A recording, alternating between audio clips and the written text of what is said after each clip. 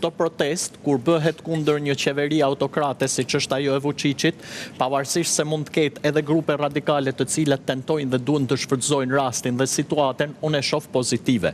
Vučić ka 13 vite në pushtet, mos harrojmë që Vučić ka qenë Goebbelsi i kasapit Ballkanit Milosevicit, mos harrojmë që si asnjëherë më parë, qysh me qeverinë e Milosevicit, në Serbi ka pas një kontroll shumë të fuqishëm ndaj medias, ka pas një censur, ka filluar një autokraci shumë e fortë dhe duke qenë se ka ndodhur gjitha këto, do ishte shumë pozitive nëse bie Vučić. Pastaj se çfarë do ndodhin, a do jetë më pozitive për ne apo negative, ne duhet mendojmë që jemi ne të fortë, sepse dihet që pala jon kundërshtare ose historikisht armike, gjithmonë do të ketë synime të qarta territoriale që mos me njoft Kosovën. Ti nuk sheh pasnjë papavi gjeopolitike. Ti mendon që është një çështje e brendshme e tyre, nuk ka asnjë. Jo, patjetër që masi ka ndodhur situata dhe masi ka filluar, kanë filluar ta ka retorikë atë që thotë shërbimet e huaja.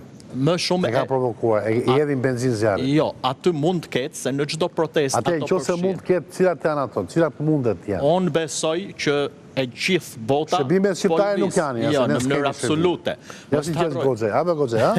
Mund të usat shërbimet tona të fsheta që... Po të rëzoni Vučićin kështë që këshin bërë. Po të stabilizojnë, ha? Po të këshim rëzuar Vučićin kështë që këshin bërë.